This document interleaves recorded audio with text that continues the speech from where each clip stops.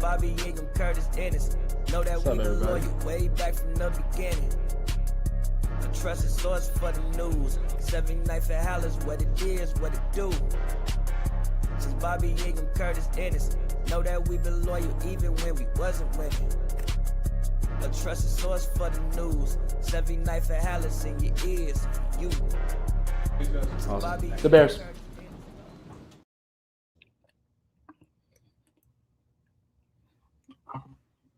What is going on, ladies and gentlemen? Welcome back to another edition of 79th and Halas. This is episode 290. It is your guys, Scott and Flows here, man. Of course, you know to follow us on all social media platforms at Barberchair Scott, at Flows and Delini. Follow the Barberchair at Barberchair Co.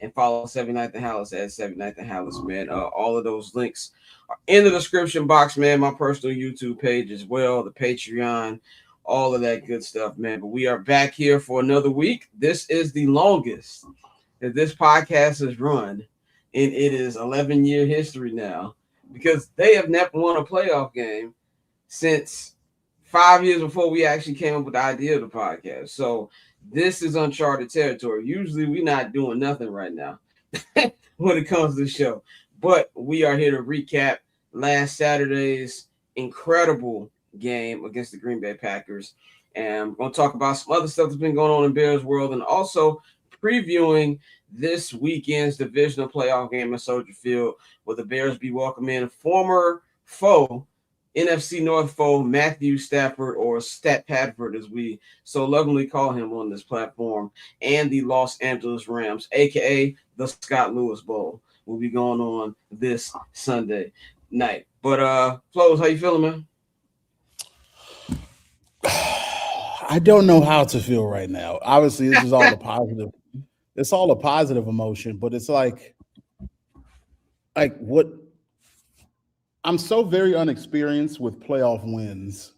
You know, I think I've seen the year we went to the Super Bowl. Did we play a wild card? Or was just divisional conference and then Super Bowl? Divisional Super Bowl because divisional conference Super Bowl because we were the second seed. No, we were the first seed that year. We were the first seed that year. I'm not used to that at all. So I think in my lifetime, I've seen the Bears win 4 playoff games. Divisional of that 2006 divisional conference, and then 2011 or 2010, whatever it was, they won the 2010. They beat the Seahawks in the divisional. Yeah. And so now I've seen 4 playoff wins. So that's not something that happens common. So now I'm like, is it just necessarily hope or just like, that feeling like what? Damn, like even now I'm struggling with the feeling. It's just the fact that I know that the Bears have a chance. Like I look at every single team that's left in the playoffs right now, and I think to myself, there is a world that the Bears can beat every single one of these teams. Now, it does get exponentially harder with each round, and there are plenty of teams I'm like, that's difficult. But a lot of that was based on the fact that, man, they had to get past their mortal enemy. And what you got to realize is that getting past a division foe who's dominated you for almost 3 decades is difficult in of itself. And I think that has more mental blocks than anything. But I look at the offense, I'm like, yeah, man, they scored 31 points, the vast majority in the fourth. That lets you know they can score. But part of that is just, man, for some reason you play the Packers and it's just a lot of mental mistakes that plague it. But now you're past that. That monkey's off your back. And now in the all-time playoff record, the Bears are 2-1 against them. You know, like that. Like so, it just shows you how much. So they won the World War II Classic. I didn't know we won that one. Right. So that lets you know like how much things have changed between them and how much this represents a literal monkey off your back. But I'm looking at the Rams, the Niners, the Seahawks, the Texans, the Patriots, the Broncos, the Bills, and the teams that like Patriots obviously are probably the best team that are in right now. The Bills are a team who have had so many chances as getting there, but could never really make it that final push to get to the Super Bowl. You have the 49ers who have been there several times that have come up short. You got the Seahawks who probably have the best defense, if not the Texans who have the best defense left and can really shut you down. And then Sam Darnold can find ways to win. And then you have the Texans who offensively, they are struggle bus, but defensively, ridiculous amounts of talent, skill, and speed. But I look at them and I think there's not a single team the Bears can't score on. defensively, I'm like, almost every single team can score on the Bears. But I also think last game against the Packers, you gave up 21 in the first half, and then you end up giving up only 6 in the next half, shutting down that defense. And the Packers had the number where they were top 10 in offense most of the year. And so I'm thinking to myself, like, they're top 10 in fishing this week. Right. And so I'm thinking to myself, like, what does that leave the Bears now? You know, can they actually do this? And I'm unsure. I'm 100% unsure. I don't know what to think. But it's a weird feeling. I guess like we're playing with house money right now. You know? Yeah, it's true house money. I know some people were saying that last week. I disagreed because you all know how I would have felt if we'd have lost that game.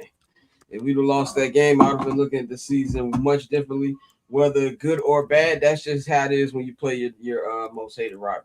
And I think anybody who's a fan of a sports team who has a hated rival, you would feel the same way. But now that you have beaten your rival, not only have you beaten them, I think that, you know, in the calendar year, 12 months, the Bears played them 4 times in the last 12 months. The first one being obviously the last game of the 2024 season, where the Bears went to Lambeau Field, won for the first time in like a decade. And, you know, that was off the Cairo Santos field goal. But the Bears have beaten them 3 out of the 4 times they have played. So I think that, you know, for me personally, I can't speak for other Bears fans, but I'm pretty sure they agree with me that the monkey is off the back as far as, you know, how you feel going at these matchups. Now, that doesn't mean that the Bears never going to lose to the Packers again. I think the Packers have a good enough roster, a good enough quarterback. You know, I talk a lot of shit about Jordan Love. I just don't think Jordan Love's anything special. But I think you're a liar if you think he's not a good quarterback. Jordan Love is a good quarterback. When Micah Parsons gets back, hopefully he, you know, I like Micah. He just has the wrong jersey on. But I'm a Micah fan, so I'm not going to sit up here and act like I don't like Micah.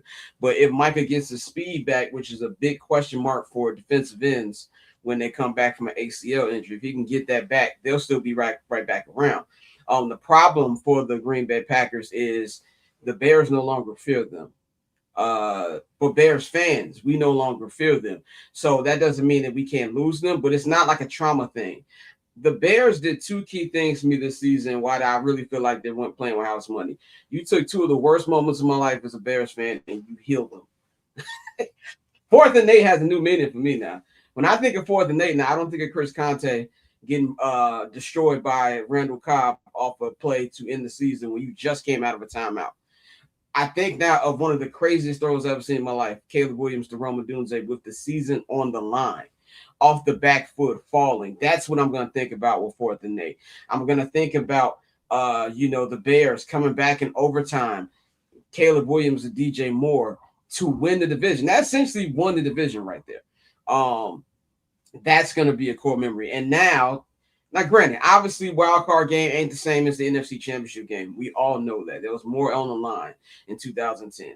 But that win, yes, on Saturday healed that 2010 loss because it just did. And also, I think the biggest thing here, and Packer fans won't admit it, but deep down they know, we, for the first time in franchise history, not just in the last 30 years, in franchise history, have the better quarterback. Well, Jim McMahon might have been a better quarterback than whoever they had in the 80s. I'm not too sure who their quarterback was in the 80s, so I don't know. But like an actual gamer, we have the boogeyman now. And that's the scary thing for the Packers. So for me, when I think about what's coming here now, and it's a great feeling because I don't want to say I don't care about Sunday's result because obviously I do. I want my team to win, but they have done everything that I get from here on out as a cherry on top. This is the most fun I've ever had watching the Bears. Now, is this the best Bears team I've ever seen? No. I still think the 2016 as a whole was a better team. I think the 2010 team as a whole was a better team just because this defensive unit is so lacking. It is a bottom 5 unit in the NFL. So just off of that, I think those are better teams. This is a more fun team with bigger potential and bigger offensive stars. I've never in my life have gone into a Bears game knowing they could just score 25 points in a quarter. Even when the offense was good in 2013 for that 1 year with Trestman's first year, it was not on the level it is right now as far as being able to score at will. And we definitely never had a quarterback like Caleb Williams. So for me, everything is a cherry on top. But I'm with you, Joe. Like, I don't think defensively we can win the Super Bowl.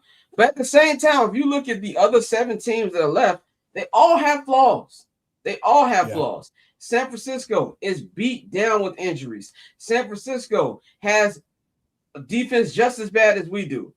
Seattle, I will not trust Sam Darnold until he shows me that he's not Sam Darnold. And that's just whether that's good or bad. That's just how I personally feel about that. If you look at the Los Angeles Rams, the team we facing this week, they have quietly not really been that good the last 5 weeks. If you look at the games that they have played, the defense has been terrible. The offense has been up and down. They already lost to Carolina in the regular season. They almost lost on Saturday. I blame the Saturday loss on the defensive coordinator of the Carolina Panthers. Why you running man after you finally took the lead against those wide receivers? I do not know. So they're a beatable team. And Matthew Stafford has an under 500 record in the elements. Now, I personally think Fairweather is a little overrated, but that matters in this particular situation. So the Bears can beat the Rams. Look in the AFC. You know, there's some defenses in the AFC that frighten me. The Houston Texans defense puts the fear of God in me, but their offense does not. If CJ Stroud was even middle of the road, I would have them in the Super Bowl. You know what I'm saying? That's how scary that defense is. But the offense can be had. I'm not impressed by what I saw from the New England Patriots this past weekend. That showed me a lot more about the Chargers than it did the Patriots. The Broncos, really good defense. But you know how everybody talks about, the Bears can't keep winning like this? They done won like 10 of their last 11 off a lot of comebacks too. They can't win like that either. And I still think Bo Nix has an extreme bozo gene. I cannot describe what it is, but that's just how it is with him. Josh Allen's fighting for his life. Josh Allen is fighting for his life on that team right now. It's Josh Allen FC. That's who the Buffalo Bills are right now. So if you look across the league, all these guys can be gotten. So yes, I do believe the Bears have a legitimate chance. Whether they do that or not, they have a chance. And one thing I love is that Ben Johnson believes, these players believe. He said last week, be prepared to play 5 weeks. They're not thinking about this as we're playing with house money or this is our next year. And I know I've been telling people last couple days, they kind of remind me of the 2015 Cubs. This is the NFL, bro. We don't know what's going to happen next year. And even though we had injuries this year, I think on the offensive side of the ball, for the most part, the Bears have had a lot of injury luck. You don't know if that's going to carry on next year.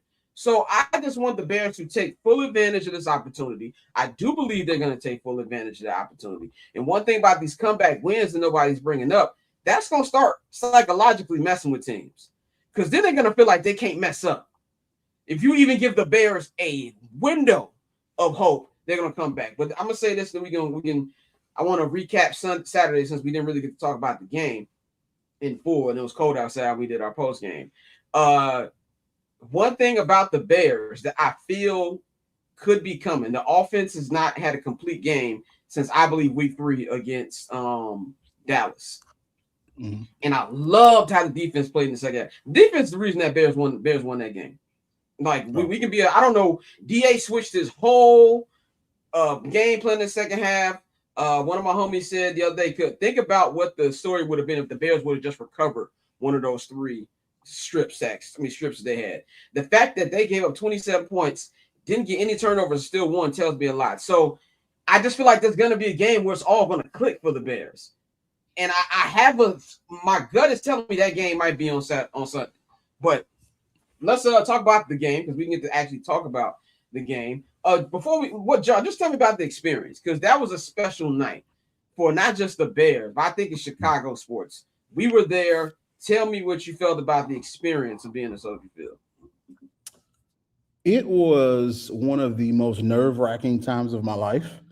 I think only one of the most nerve-wracking, and one of the from that team up north. No, Michigan man. You don't get to use that team up north. Only I, as a Buckeye fan and a Bear fan, get to use that. You refer to them by their actual name. But I do love that Ben For Johnson. those of you who are just listening to the audio, the chat said, I've been enjoying the meltdown from that team up North media fans. And that's Orla, who's a Michigan fan. And if you know anything about college football, you know that it's damn the most of the time, but especially during rivalry, you don't refer to Michigan by name. You scratch out your M's. You call them that team up north, the team up north, several things. But going back to how it felt, it was one of the most nerve-wracking and one of the greatest times of my life. Bear in mind, I've seen the Bears go to the Super Bowl before, but I was 14 years old when that happened, but versus now where I'm 35 years old, and having seen how the Chargers are firing Greg Roman. It's good for them, but haven't seen it should have been did that. Should have been did it. But seeing how the fans were, I mean, I got there. Scott got there probably almost 4 hours ahead. I got there at 3:30. I was too nervous, bro. I got there at 4:10, 4:15. So about 3 hours ahead, 4 hours for Scott. And typically you get there that early. There's plenty of parks in the parking lot. Tailgating is, it's coming along, but not as many people are normally there. I got there, almost every park was taken. I'm like, holy shit. Like, I'm glad I got here early enough, or I'd have been parking at the top lot, which is annoying to walk up and down. And then just seeing the atmosphere, it wasn't full of people who were terrified or who were scared. It was full of people who were happy to be here. And I saw Packers fans be quiet walking in. That was the biggest thing. It's like, I think what Packers fans, I got a little historical anecdote to go with it, but it's like when someone oppresses, one nation oppresses another nation for so long, eventually that other nation rises up against them, takes them down, fights them. And I saw that on the faces of Green Bay Packers fans. It's like, we have beat up, talk shit about the Bears for 2 decades. Even the wins they got against us, they're like, all right, that's cool. We know what's going to happen. We know when it matters, we're going to take them down. And for the first time in my lifetime, they felt dread. They felt dread that, man, we could lose this. They even went up, and then they made the mistake of being up 21-3, talking shit, posting videos, ESPN Milwaukee. I told y'all, boy, Jordan loved that dude. And in the end, to lose it all, and to see their faces, to see how tired they look, to see how downtrodden. I'm like, this is energy for me. This is like manna from heaven to see that happens, because at the end of the day, this is what sports is about. I know people were getting on, off certain things within the media, but this is what it's all about. It's all about having these experiences between two teams, because rivalry just breeds the best out of it. It breeds the storylines, because not only is football about the sport, it's about the storyline that comes with it. And hearing the stadium shake with an eruption of 60,000 plus people there was just insane. And then after the game won, because typically what happens, even after a comeback, the Bears beat the Packers in, what was that? Was that week 16? Week 16, yeah. 14? It was week 16. Week 14 was Lambeau. Week 16 was DJ Moore. After that win, within about 3 minutes, people started to head out. Everybody stayed there, interacted with the players down there, just soaking it up. Me and Scott walked onto the field. I'm just like, wow, look where I'm at. Look what's happening. This is the longest we've ever covered the Bears in a singular season. And to see the joy on fans' faces, I know, one, this is a successful season without a doubt. And I know some people might look at it as, oh man, you're holding them back. You're not being as hopeful as you can. No. I think they have the offense to beat anybody. It's always just concerned. Yeah, talking shit. They talk so much shit. But it's always just like, how can we be realistic? If the Bears had the 2018 Bears defense, I'd be like, they're going to win the Super Bowl. If they had the 2005 Bears defense, I'm like, they're going to steamroll everybody in the Super Bowl. Yeah, and 100%. Yeah. And so now, for now, it's just like, if you got 06, bro, it'd have been unfair. I'm not gonna lie. We had literally almost the best of everything at every position. We'd be blowing people out, bro. It would be blowout. It would be like 85, but like supercharged. Think about it. The Bears were beating folks 24-0. Imagine if that team had a passing offense. Now, back in those days, running offense was the best. But imagine that. And you'd have had that special teams unit too, with Devin Hester, Robbie Gold. I just think about in the Super Bowl, the Bears beat Patriots 46-10, 85. and they had no good passing offense. They had the best running offense we've ever seen. But I'm like, so yeah, anywho, I say all that to say it was the greatest day of my life by far. And that's how much the Bears mean to. The only thing that will bring me more joy is the birth of my child in June. So man, I loved it. Yeah, for me personally, I'm just talking about me personally because I feel like in a couple years from now, we'll know how to rank this in the pantheon of great Chicago sports nights. But I do believe there's a good chance we can look at this night like that's where it all changed for the franchise. Like maybe 5 years from now, what's it, 2026, year 2031, maybe we got 2 Super Bowls by then, God willing. We could be like, yo, that's the season that changed everything. That might be the season that you look at like, oh man, that's when it was fun. And not to say that it's not going to be fun going forward, but next year, extreme expectation hits. Next year, I expect next year's training camp to be the most busy training camp, fan-wise, traffic-wise, ever. Like, in all the training camps we've done what? 4 training camps at this point. They've all been pretty packed. This summer is going to be a whole nother thing. So, but for me personally, greatest night of my life as a sports fan. Bar none.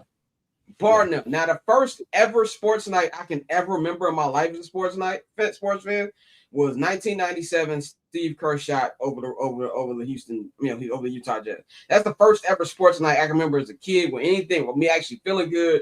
I remember my mama telling me move away from the window because dudes were shooting outside after that because do you remember when I thought that Tony Kukoc made a game winner? Because I didn't really understand game winners at the time. Because that was you? That was you who said that? Okay. I thought so I started thinking logistically. I was like, well, the game winner was Tony Kukoc. He stole the ball and Robin stole the ball, passed it him, he dunked. That was the game winner, not realizing it's what point. Was it Robin still or was it Scotty who stole it? Oh no, Scotty stole it, hit it off the ground, pushed it to Kukoc. Who had the last? I'm not even sure the clock was still going at that point. But, I mistakenly thought. Yeah. This is Steve, by the way, who just posted that. Steve texted me like, "Hey man, which put Steve's back because Steve has a grind. Oh yeah, we are Gavon Dexter's biggest op. He's Bavon. All I know is Ron Dexter stinks. 2nd round pick, total bust, the worst starting lineman on the team. With respect to him as a person, because I've had very good conversations. Right, yeah. Gavon is cool, but you are correct. He's a cool person. I think 100%. I think he is a good depth piece. I do not think he is a starting defensive lineman. Somebody posted. I think this whole year will be better when there's a dog on the other side of Tez. You're gonna think about this guy so much differently if there's a dog on the other side of Tez. Because on top of that, like I look at the Bears' offensive line, that interior, everything is full of dogs. Down there, right's a dog, Joe Tooney's a dog, Drew Dalman's a dog, all dogs. And so the Bears need that same thing. The biggest surprise since the White Sox won. That's very true. No. The White Sox were predicted to finish 4th in the AL Central that year. Who was that just posted that? Oh yeah, we got it. Yeah, that's our cousin. He a Packer fan. Our cousin Gary, who is a Packers fan. Welcome, Gary. Welcome to Good, Better, Best. Austin Booker is going to be a very good player. I don't know. You know why I love Book? Book was talking that shit. He was like, "Them niggas ain't do nothing." When we hit Jordan Love, he said they had a problem. They should have did something. But what I was saying about the night was, so he randomly has 5 sacks this year. I'm like, you barely played until like the last half. So Mike said he had a tackle for loss. Very valid question. I do not know. But like what I was saying, so yeah, 97 was my first night as a sports fan, remembering a big night. But I think if I was just at home watching it, yeah, it would have been amazing. But being in the building from the beginning of the day where there was nobody in there, when I got to Soldier Field, it was so early, they weren't even passing out the playoff towels yet. The media will call was still closed. I went in there because I just had extreme anxiety. I have never been, as Mike said, flows is better than villains. But I just had extreme anxiety. This is the most nervous I've been for a sporting event since Super Bowl 41. And for those of you who are not Bears fans, you're probably looking like you're crazy. You've seen your team in the Super Bowl before. That is right. But this is the Green Bay Packers, bro. So I was just like, let me just get out the house, part of it was to beat traffic. I remember how late we got there week 16 when we left at our regular time. So I was just like, let me just get there and I know I'll feel better. So I got there and I walked through the Waldron lot just to kind of like, you know, people were still setting up their tailgates. It was real quiet. It was real calm before the storm type vibe. And I walked into Soldier Field and I got to the concourse. I was like, let me just walk around the concourse. So I walked around the concourse like I was Ryan Poles. And like just feeling the vibe, the pre-stuff, like the concession people were putting stuff together. I walked into the stands and I took a picture, took a video of the field. And I was just like, and I just had a feeling all week and that day that the Bears were going to win that game. Now I did lose faith during the game. When they went up 21-3, I was like, it's over. I didn't tweet no more because I just knew I was going to tweet something that I don't need to be tweeting. So I just stopped tweeting. But just incredible thing. Like it felt like a movie. It's one of those nights that you're always going to remember as a sports fan. And especially for Bears fans, because it felt like an exorcism, like, just everything being released from you. And when DJ Moore, and I got to give it to the crowd. Now, Bang says it was different. Bang was in the crowd, and he said there wasn't people in the crowd who were giving up. But from what it looked like on TV and from in the press box, that the crowd was always lively. It wasn't really like any super, super, super dead periods in the game to me. And when that field goal missed, that's just like, oh, they opened this up for him. You know what I'm saying? And the thing was when DJ Moore scored that touchdown, it was like, oh, he did it again. But my number one thing, Joe, I told you, I was like, there's too much time left on the clock. I was petrified. But on that 3rd and 15, and by the way, that delayed game saved their ass. I believe it was 3 and 10. Jordan Love probably connects. That extra 5 yards saved the Bears. And when he was waiting so long, and when the ball's in the air, I said this on my show yesterday, I felt like that ball's in the air for 30 minutes. And I had every type of, feeling in my head. I started thinking about 55-14 when the Bears could have clinched the division in 2013. I started thinking about 4th and 8. I thought about the Bears being up 17-0 during Khalil Mack's first game and Aaron Rodgers coming out the locker room like the Undertaker. All that stuff started coming. And then if there was 5 minutes left, I'd have been tight at Kyler for dropping that ball. But I think he just tapped it down because it was the end of the game. It's like the whole building, it shook. I lived in Los Angeles for 10 years. I know what an earthquake feels like. That felt like an earthquake. And, shout out our guy, Adam Johns. He posted a video on his Instagram of his water shaking. Al Michaels said on a call, Al Michaels like, look, I've covered 31 games in the stadium. He said, I did the 86 World Series where it literally got stopped because of earthquake. I ain't never felt nothing like this. And, just see all the joy, man. It was an incredible sports night. The players stand after to celebrate with the fans. Rome hopping into the stands. I didn't see that fan had that, how they give the Packers fans, the owners, things, the owner, Caleb Williams. Just an overall great night. Now, the challenge now is the emotions gone. Can you bounce back and think about, okay, the Packers are dead and gone. You finally knocked the bully out. Now let's go win a championship. That's what I think the vibe should be. That's what the vibe should be. Yeah, but I agree wholeheartedly. Let's move on to some of the reaction post game. Now there's Ben Johnson, our fearless leader, Mr. Benjamin Johnson. He said, "Fuck the Packers, fuck them, fuck those guys," which which really spoke for the entire city. He spoke for a fan base worldwide. And shout out to a lot of the worldwide Bears fans. We saw a lot of them. I saw a lot of people in the UK, a lot of people out in the Philippines. There was a lot of international Bears fans I saw on social media these last couple of days. Shout out to y'all. And people are mad. People are mad at Ben Johnson. He shook his hand. Like, when did we get so soft? You know what I'm saying? That we can't have real hate and rivalries.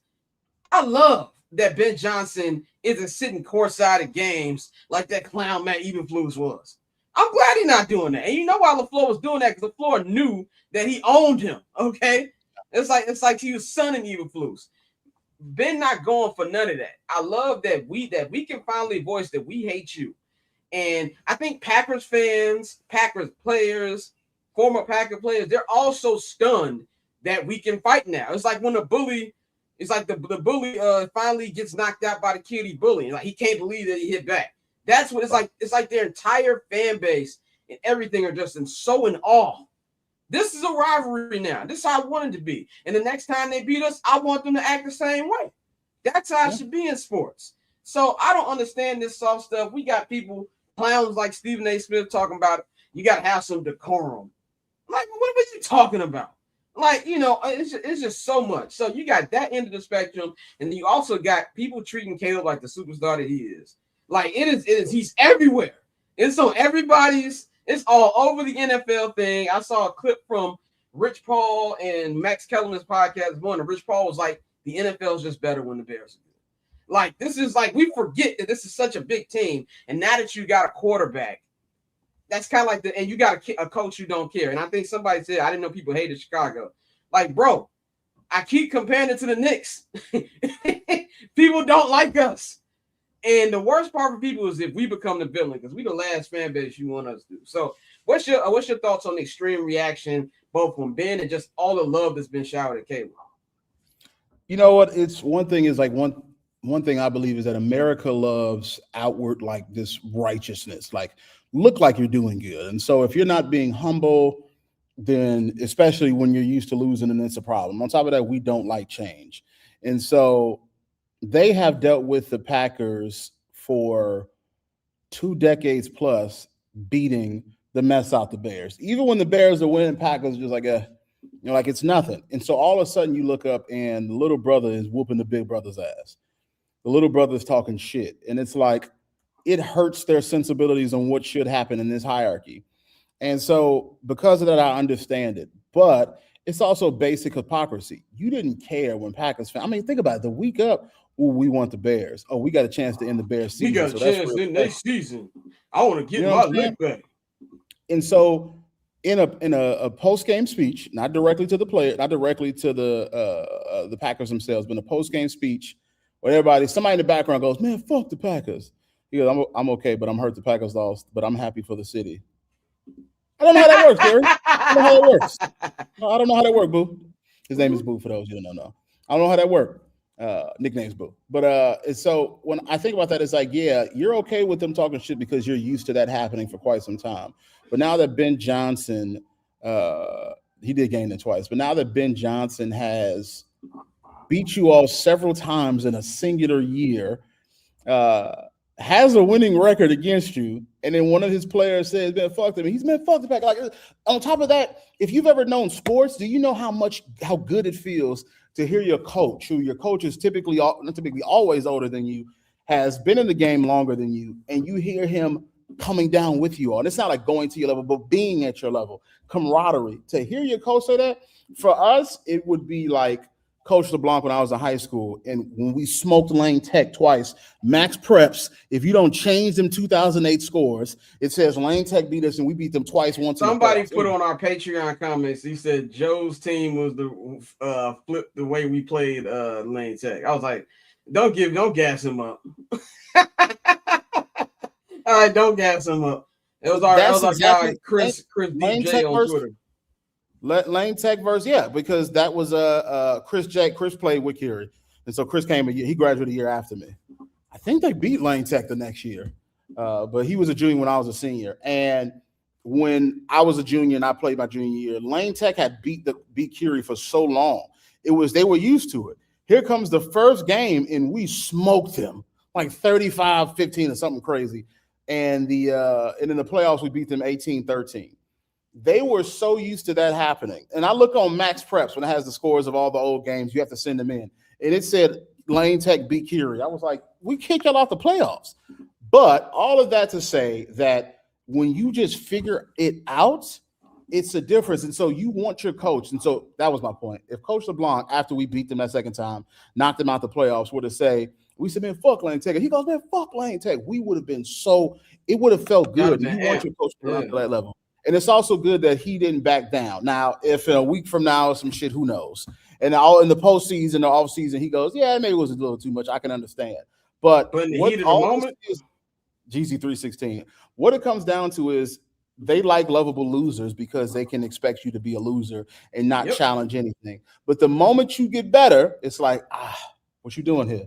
You need to stay away and go back to your place. And so right now, man, we soft. You know, we as a society, I think as a society, we're not actually soft. We just like things the way that they are, and we don't like change. And when that happens, we use excuses for why we don't like it. When imagine if a Packers fan just said this, he's like,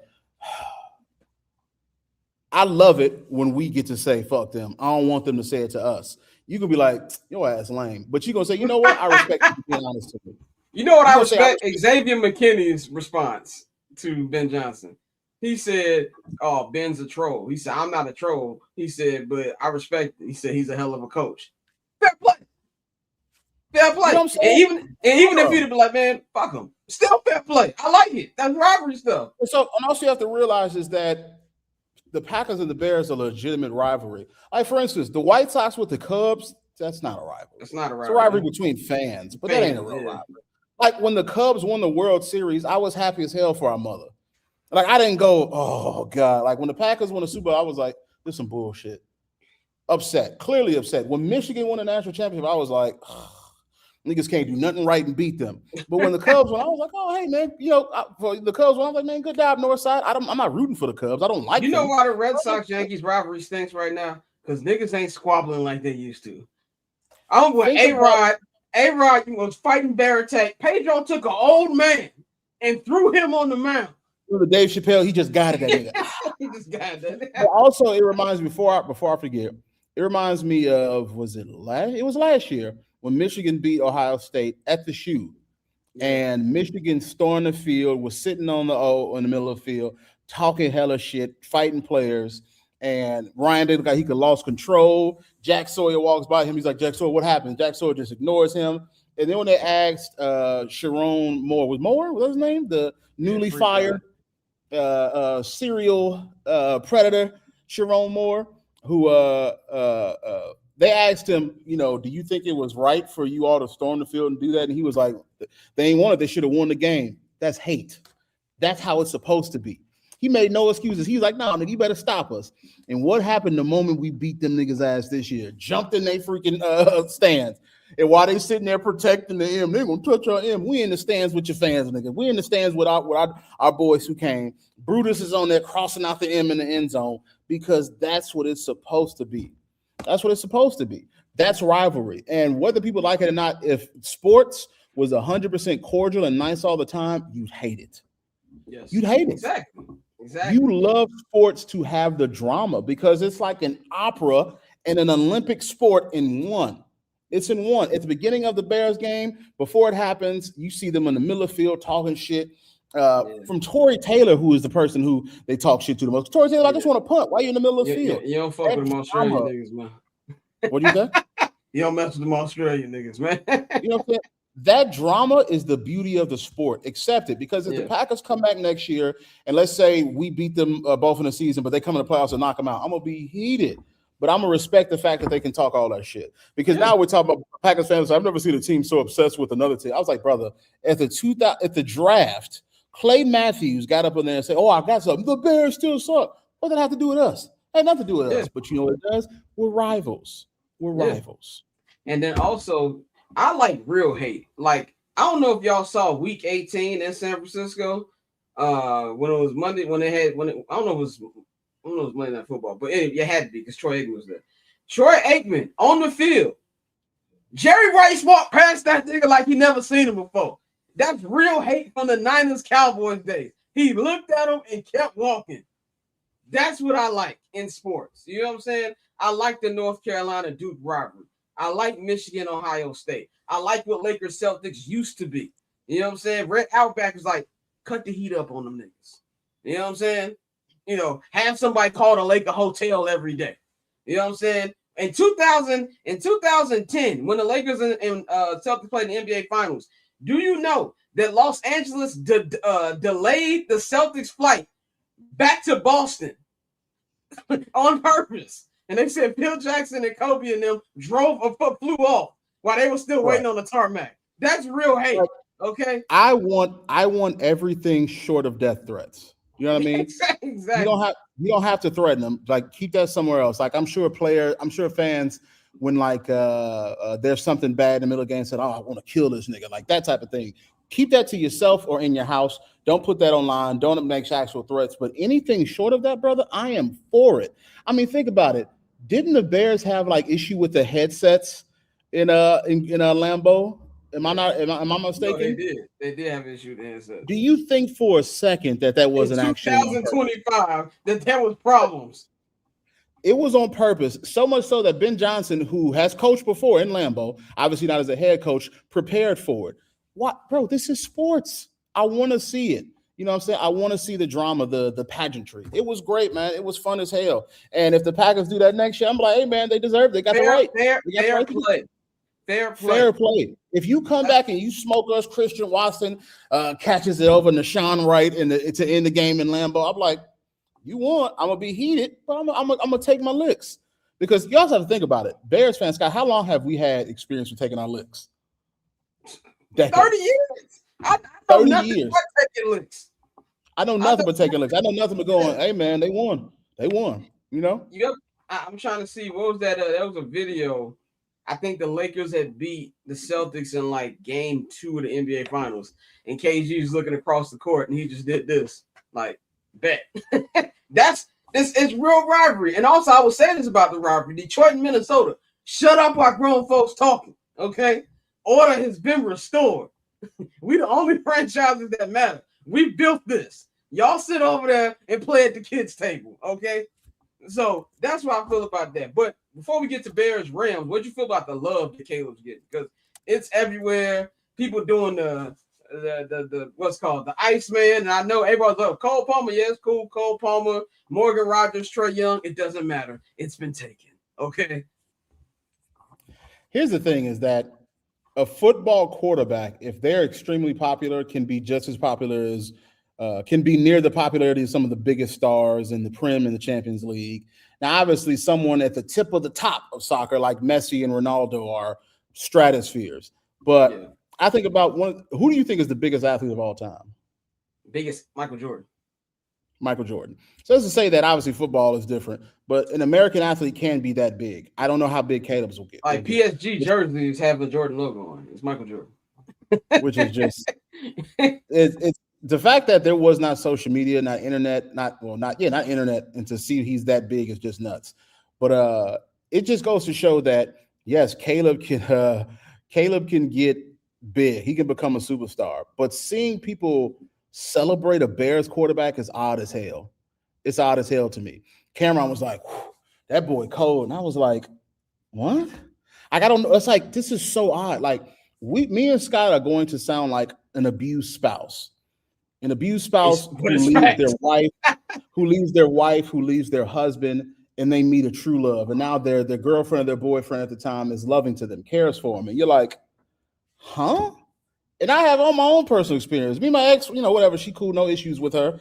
But the love I receive and the help I receive from my fiance, my girl now, is so different that I'm like, now it's to the point where I'm like, should you be doing this? You need help?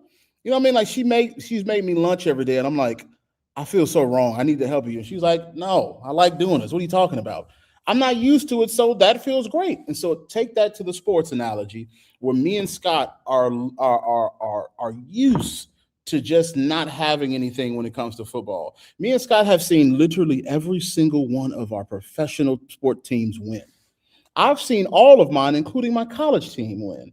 I have seen the Blackhawks win. I have seen the White Sox win. I've seen the Blackhawks win a lot. I've seen the Bulls win a lot. The Wolves have won a lot. In addition to that, the Buckeyes have won 3 in my lifetime. The only one I was waiting on was the Bears. And throughout the time, about all this 35 years of all of these teams winning, the Bears have won 0. And so now all of a sudden, our quarterback is being praised for being cold. Iceman is a name that has stuck. People are saying, man, I want to be a fan of him. There are people who are in whole other countries who maybe or maybe not they were Bears fans. I'm guessing if you're in the UK, you are already a Bears fan because you have struggled with us for a while.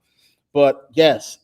Oh my goodness, Tyler Dunn's hit piece. We got to talk about that hit piece at the beginning of the year, which is even crazier now. And so I say that to say, Chicago Rush win a chip. We have seen literally the freaking sky one. Yeah, the Sky won. The Yeah. Sky won. Like the Cubs won. Cubs on my team, but the Cubs won. I cannot remember a time where this has happened before. And so now and that's the thing, the Bears only won a singular playoff game. If they win against the Rams, I'm gonna be like, all bets are off. I don't know what the hell to do anymore. But it's a weird feeling. It's exciting. I'm just overjoyed. I'm happy. We're playing with house money, but eventually it's going to say, man, it's house money to like, man, hell no, win. Yeah. Hell no, win, because you don't know if you're going to get back. After the Bears won the Super Bowl in 2006, it was February 2006, Peanut Tillman looked at Urlacher and said, we're going to be back here. Wrong, nigga. No, you weren't. You never got back there. Very rarely did. In the last 10 years, only two teams have gotten back after losing, the 49ers and the Eagles. And only one of them actually went on to win it, and that was the Eagles. I would say the Chiefs won. Well, the Chiefs, okay, that's right, the Chiefs, but you're right. They originally lost, didn't they? No, they won the first Super Bowl they made. Yeah. Lost the second? Yeah, but you're still kind of right, though, because in 2018, that was his first year as a starter. Right. I mean, they lost in overtime to the Patriots in one of the greatest championship games I've ever seen in my life. Where Brady walked him down. Shout out to that Baltimore Ravens content creator. He called Caleb Walk Him Down Williams. I like that. That's a good nickname. But yeah, I'm with you. It's a new feeling. I feel like Will Ferrell and Talladega Nights. I don't know what to do with my hands. Like that's how I feel when it comes to Caleb Williams and what's his name? Jermaine Jones, who used to play for the Packers. He said it the best on Shady McCoy. He said, "What scares me as a Packers fan, this is the worst that Ben Johnson and Caleb Williams are going to be. Like next year, I believe this offense is going to be diabolical. Okay, yeah. You're going to have year 2 of Caleb in this system, year 2 of Ben Johnson as a head coach, year 2 Luther Burden, year 2 Colston Loveland. Come on, man. Colston is incredible. You know, this past Saturday, he's had more yards in a playoff game than Travis Kelce ever had. Yeah. Like that's insane. So to see the national view towards him, I love it. And it's even better for me because I remember watching Caleb at USC. The Trojans are LA's professional team. So I saw a lot of Caleb his 2 years at USC. And 2 years ago, the only football team they care about in Southern California? No, they care about the Rams, but it's not as, to me, the 2 biggest football teams in Southern California, 3 biggest football teams in Southern California. Number 1, it's the USC Trojans. Number 2, it is the San Francisco 49ers. Number 3 is the Dallas Cowboys. And then I actually think will be the Raiders. The Rams come in 5. People care about the Angels more than they care about the Chargers. People care about the Angels more than they care about the Chargers. Chargers are the least cared about team in that whole entire state. Okay. But I just love seeing what we're seeing from the reaction from Caleb. And one thing about Caleb, he don't let it get to his head. Because Caleb was in Carl's Jr. commercials in college. He had a condo downtown LA in college. So he's used to all this. You know what I'm saying? So that's what's been great for me to watch it. But it's just been overall fun. But there's one point you said before we get to Bears Rams, we'll close it out with that. When you said that eventually it's going to go from I'm having fun to just get it done. I think if the Bears win on Sunday, it's going to be like, okay, you 2 wins away now. Yeah, you got to win now. And especially if you're at home, the great thing I love about the Bears being the last game this weekend is we're going to know what their situation is before we kick off. Right. You're going to know if I'm rooting for San Francisco because I want NFC Championship game in Chicago. And San Francisco wins, you get your rematch against the Niners at home. If Seattle wins, what did he say? Yeah, I'm concerned a little bit, but I packed that thing too. Like, that would be a tough game. Seattle is probably one of the toughest environments to play in the playoffs. I don't even know if they've lost the playoff game home. I'm pretty sure they have, but I just can't remember it. Seattle's defense Seattle and the Texans are Patriots are up there too, but I would say Seattle and the Texans are what I believe are the 2 best defenses left. Yeah. The Seahawks. You don't like the Denver defense? Very, very good, but I think that they're better. At least I think they finished. I think Denver better than the Patriots defense would. Oh yeah. Denver's better than the Patriots defense. When I look at the Seahawks defense, it reminds me of like some Doberman pinchers, a Labrador, not Labrador, German Doberman pincher, or like a German Shepherd. These big, stocky. Shout out to dogs. former Bulls coach Johnny Bach for the Dobermans. We used to call Scotty and Mike Dobermans. That's what they remind me of. And so, what do you don't think about them Dobermans as just like wild and voracious? You think of like, man, you don't want to touch them because you know it's going to get rough. The Texans remind me of some ravenous wolves that are just ready to get their head off. They might give up 15 one play, but the next 4 plays, you're going to be on your ass every play. They're a horrifying defensive line. When I watched the game, I said, bro, Aaron Rodgers is dropping back, and within a second, the line collapsed. Getting killed. Right. And that secondary is lethal. Whereas the Seattle defense is so situationally stout, it's insane. It's like, we're going to pressure you. But also, you know what? We might switch up this defense to skies that drop back and cause you to throw a pick. You're running, you're not getting a singular yard. And so, they're definitely scary. But I would rather, and because of that, I'd rather play the Niners because we know that Niners defense is ass. Niners defense stinks, and you get them in the elements. Right. And now, I feel like this: if they got Seattle, right? If the Bears beat the Rams and they get Seattle, it's gonna be extremely tough. But if the Bears beat Seattle in Seattle, I believe they're winning the Super Bowl. Yeah. If you can go into Seattle and beat them at home against that defense and against that offensive line, because that's why Darnold plays so well, because you can't touch him. Yeah. So Darnold, his bozo gene flares up if you can get to him. The problem is ain't nobody been able to get to him. So with all these odds, they have all their strengths are the Bears' weaknesses. So the Bears found a way to win. In the words of our guy Cap, find a way to win a football game. If they play Seattle NFC Championship game and beat them on the road, I believe they win the Super Bowl. That's what I meant. I believe they win the Super Bowl if they can do that. Yeah. So that's how I feel about that. But, one thing for sure, I think this game against the Rams will let me know because I think the Rams are the best offense left. After them would probably be the Niners, and then after them would probably be the Patriots. The Rams offense was number 1 throughout the year. Just an incredible offense. I mean, the running back room is diverse. It gets it done. And in addition to that, we know that Matthew Stafford is one of the best quarterbacks. He's the best quarterback left in the game outside of Patrick Mahomes. There is no check down. It's insane. And so he's the best quarterback outside of Patrick Mahomes left. And as a matter of fact, if Stafford wins this MVP, he's absolutely going to the Hall of Fame. I was a little bit like, before this season, but he will go to the Hall of Fame now. Not only is it very difficult to beat him in just regular passing, if you try to press him, the short passing opens up, and it's just insane what he can do. That being said, Matthew Stafford has not spent a lot of time in cold weather. Now, a lot of people are going to say, well, he played the NFC North. Yes. But what is it about Detroit that's different than other NFC North teams? It's a dome. I actually have a stat for you about him in a minute, but keep going. It is a dome. They have spent now, of course, they would then travel to Minnesota, to Chicago, to Wisconsin. And so he absolutely has experience in the cold. But his college career and the majority of his NFL career, he spent in warm weather Georgia or in a dome in Ford Field. So because of that, I know that the cold is an advantage. The biggest issue I have is that can they slow down that passing attack? The rushing attack, I believe they can absolutely slow it down.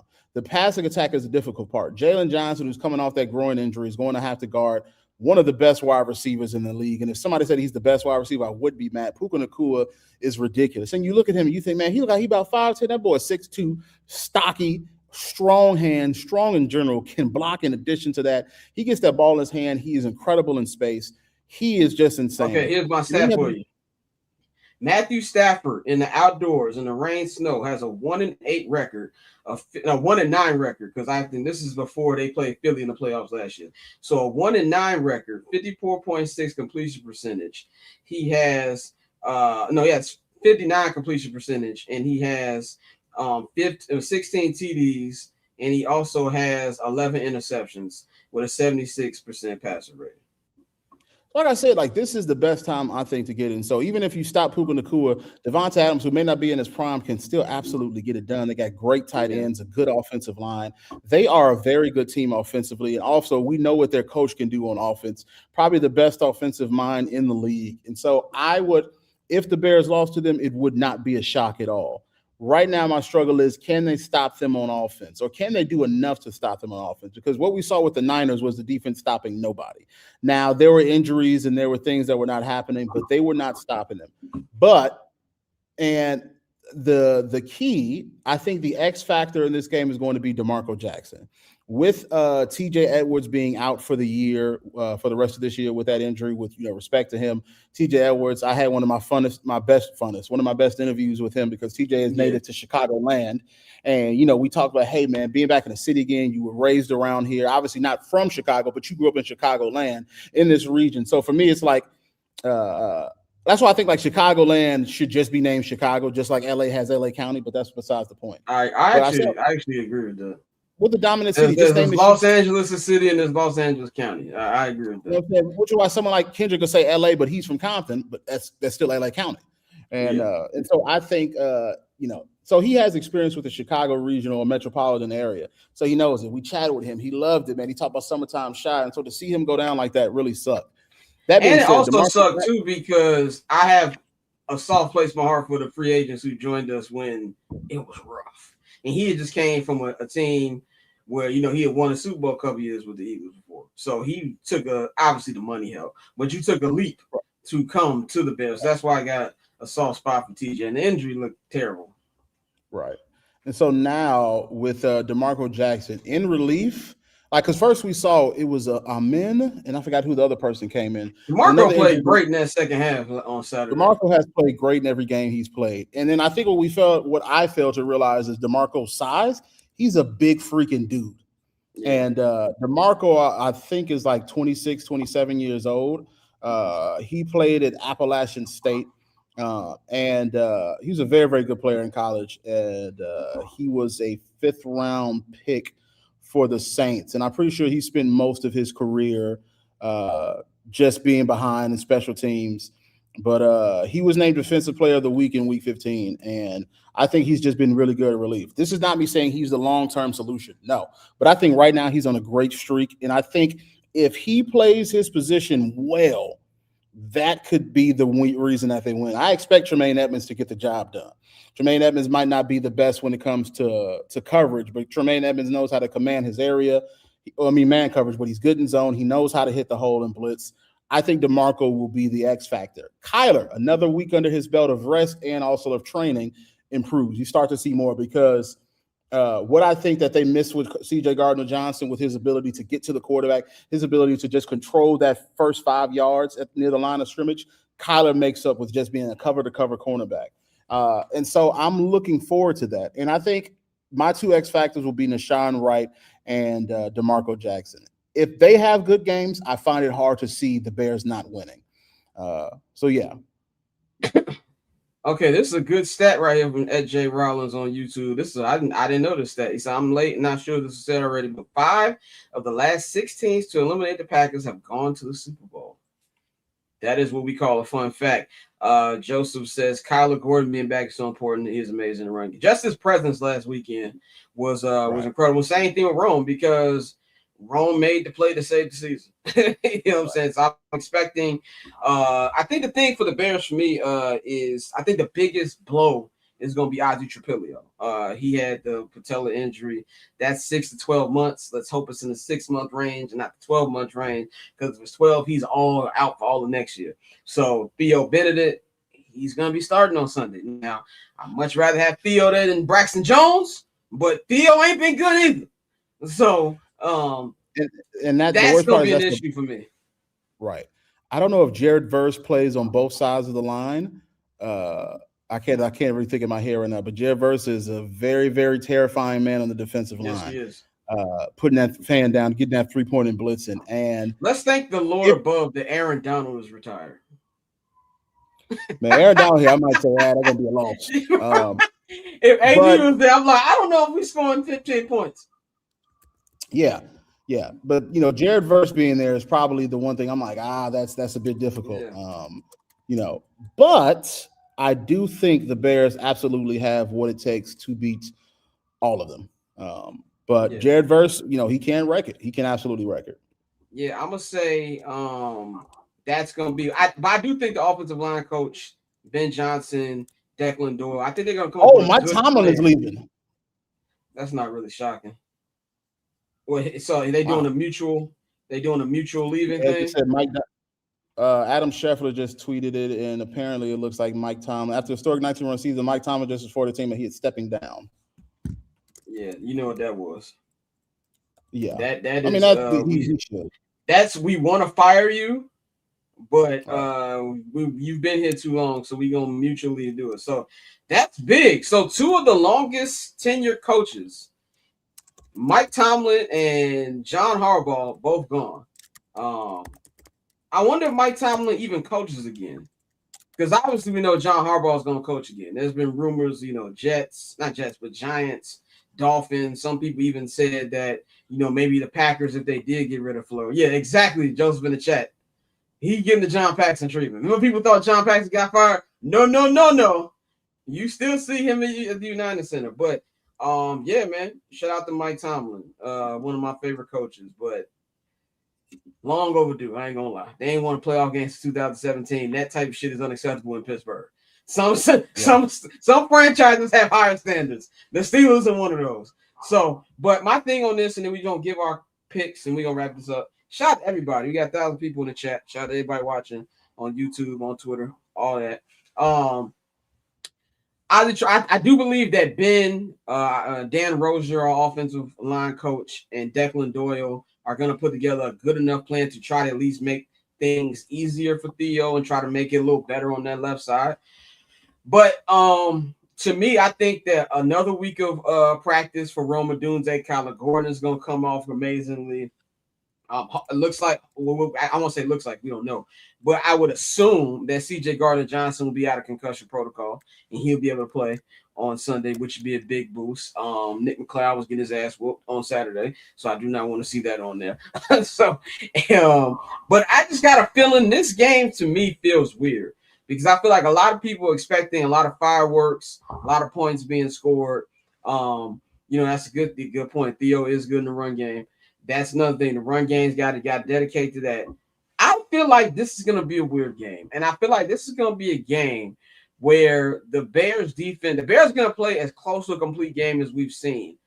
That's just my bold prediction. So I'm going to roll my bold prediction. My bold prediction, Bears win 28-24 is my bold prediction. I think that Matthew Stafford throws the Bears 2 of them, and I think Caleb Williams has 3 touchdowns. So I'm going to go 28-24 Bears, and I think that the Niners are going to find a way to beat Seattle. Yeah, it's a division game. Second time they played in 3 weeks.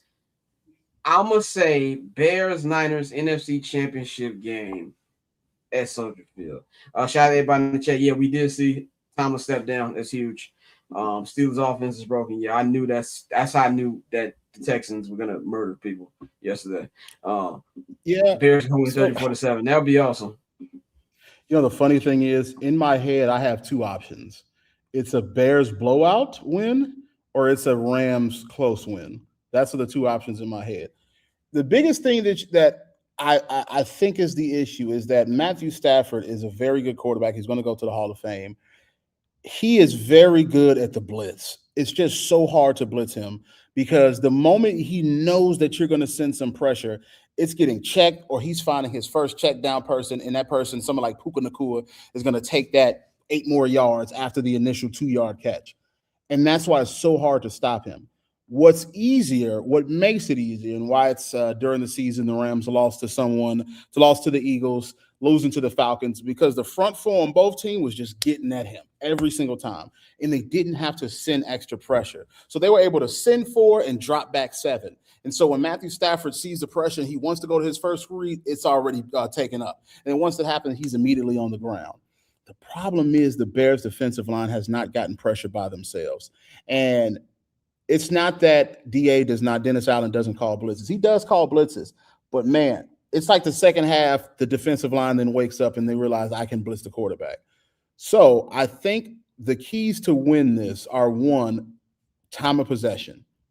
Time of possession. They have like the 13th or 14th ranked run defense. The Bears have a top 3 run defense. They can absolutely stop them. Conversely, the Rams have the top-ranked pass offense. as I said before, if they can get pressure with that front four, I think that's the game. The issue is if any team can get pressure with their front four, it boosts up their challenges spectacularly. But my three, 4, 5. I can't. I'm just going off the top of my head. What will be the keys? First things first. You have to get pressure on Matthew Stafford without having to blitz. You might have to disguise your blitzes. You might have to overload the side. You might have to do something, but you're going to have to get those front four, whether it's Andrew Billings, Grady Jarrett, Javon Dexter, Steve's Op, and then Austin Booker, and then, of course, obviously Montez Sweat. They have to get pressure on their own. If they can do that, that boosted their challenge. Next, you're going to have to deal with that turbo motion. What I mean by that is the Rams love to motion 1,000 people at one time. And that motion is what allows all of them to get separation. You have to going to be able, they need to score early. Sure. But I think you're going to have to be able to communicate. It's going to have to be DeMarco talking to Tremaine talking to Jalen talking to Byard then talking to Kyler then talking to Jaquan. It's going to have to just be movement. Okay, I see them. We got 38 if somebody's coming out the backfield. Stafford's looking to his tight end. You're going to have to be able to do that. And that's what I saw against the Packers. They started breaking out and they were communicating efficiently. So when they're throwing a screen, when they're throwing a dump-off pass, when they're reverting it to a run, when they're shifting the protection, I saw them do that. I saw them communicate, and I think that's one of the biggest reasons they won. So you have to deal with getting pressure with your front four, dealing with the turbo motion from the offense because they're going to motion every play. Bear in mind, the Bears like to motion every play too. That's why they're two of the best offensive right now because the Bears love to motion. Ben Johnson loves that motion.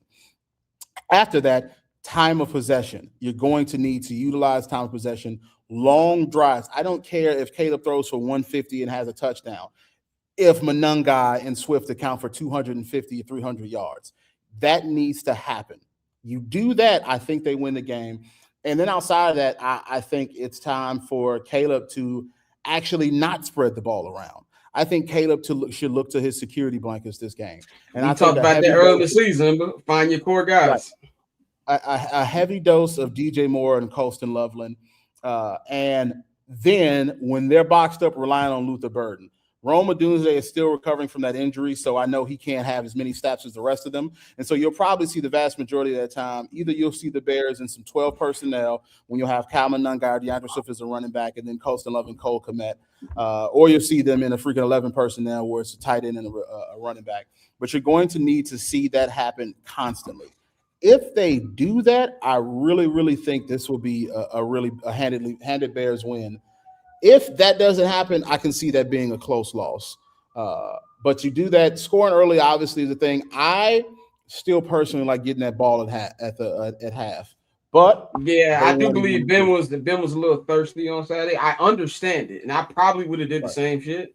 But now that the emotion is evolved from, I think you're gonna see a much more calm Bears team because there was so much emotion these last couple games. You know, you got the two Packer games, you got the Niners game on Sunday Night Football. Kyle Shanahan, Ben Johnson. You know, can Caleb go up against a high-powered offense and go band for band? And then of course the Detroit factor. There's so much emotion these last couple games, and not to say there ain't emotion in this, but there's nothing but respect for McVay and Ben Johnson. Like Kyle Shanahan is one of LaFleur's guys. And I'm not saying Shanahan and Ben Johnson got beef, because from what I heard, I don't know if that's the case. But I did hear today that a lot of the people who fuck with LaFleur do not fuck with Ben Johnson. There's nothing but love between McVay and Ben Johnson. So I think it's going to be a little bit more, I don't want to say a respectful thing, but I think it'll be easier for them to dial in. And who is Caleb Williams' favorite quarterback? He always just say, it's Matt Stafford. So there's going to be I feel like it's going to be a more calm Bears, and I think that'll have them a better way to focus this week than it was last week, if that makes sense. And I think they'll make smarter decisions because there was a couple fourth downs I didn't understand. You know what I'm saying? That I didn't get, but it was a Packers. We got to beat them. So I agree with you on that one. Yeah. So what's your final score? Unless you were finishing up your breakdown, I don't want to cut you off. My bad. No. That is my breakdown. I think those are the keys to the game, and I think obviously the code affects quarterbacks who are not used to it. Because imagine you're used to being between the 60s and the 70s or the 50s and the 70s, and then all of a sudden you're back in 10 o'clock. You're back at 10 degrees. You're back in under that. But I think we're going to see the most complete game from the Bears offense that we've seen since the Dallas game. I mean, shoot, since the Niners game. That Niners game, they were coming out blazing. True. But of course, I think it'll be the most complete team performance since the Dallas game. I'm expecting to see some big Cairo kicks, some very good kickoffs, some solid punts from Torrey Taylor, who Torrey Taylor, quiet as kept, is having a very good year as punter. I love that he's not just booming it, he's directionally angling it. And so if Torrey can get those sidelines, I mean, hitting the hashes, being able to get that ball to bounce forward, to get more yards. Duvernay continue to get us in good position. Duvernay's been good the last couple of weeks. Devin Duvernay has been, it doesn't seem like he has that breakaway speed to get past, but he's getting to 40 to 50. If the special teams comes out, it's also going to be a good game. And that's why I said I can see a Bears blowout or a Rams close win. Yeah. Because, again, we are playing with house money. But me and Scott, because we're fans, we've covered the team for 6 years, we can think realistically. You know what I mean? We don't have to be so strong that we can't go, oh, no, they're going to blow it out Bears. No, we can think realistically. And for the first time in a long time, this is not Bears delusion guiding our thought process. The Bears can genuinely beat anybody in this postseason. The issue is that the Bears have yet to find a game where they really come together and they mesh completely in all three phases of the game. Because every good, better, best video you've seen, Ben Johnson says, if we can clean this up, because they know that you clean that up, you beat anybody. And if I'm the Rams, the one thing I would be afraid of is I just feel that avalanche is eventually going to come. And I think Sunday is a great opportunity. We name all the phases. I know this sounds corny, but it's true. The fourth phase, being in Soldier Field, matters. The Bears have turned Soldier Field into a fortress. They have lost 2 games there all season. Okay, and one of them they shouldn't have lost. All right, so both came down to the wire. That's legitimately going to be a fear. And if you are the Los Angeles Rams, this is where all the comebacks helps you. If it's the fourth quarter, let's just say you even up 10, you're not going to feel comfortable. Because, any kind of light, and it could be a big 15-yard Kyle Manunge round.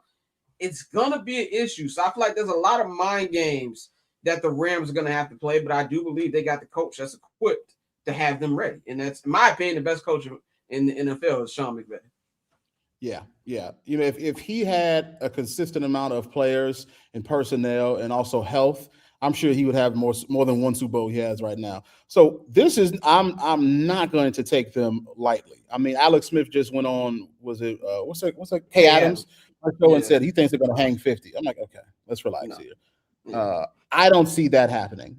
But if they were to win, it wouldn't be saying, how we lose to them. No, this is a Super Bowl winning quarterback and a Super Bowl winning coach, and they probably are very MVP. Good at what they do. Probably MVP, probably Hall of Famer. They're very good at what they do. I think this will be a big test. But if they do this, everything changes for the Bears. So my feeling is, unlike last week where I was just nervous the entire week, I feel good. Brother. Yeah. I feel good. I know I can leave Soldier Field in satisfaction. It's not that I wouldn't be sad if they lost, but I can leave saying, damn, what a great season. What a great amount of hope that they gave to this city. But I also know that it's not done yet. I also know that they have more in the tank to give.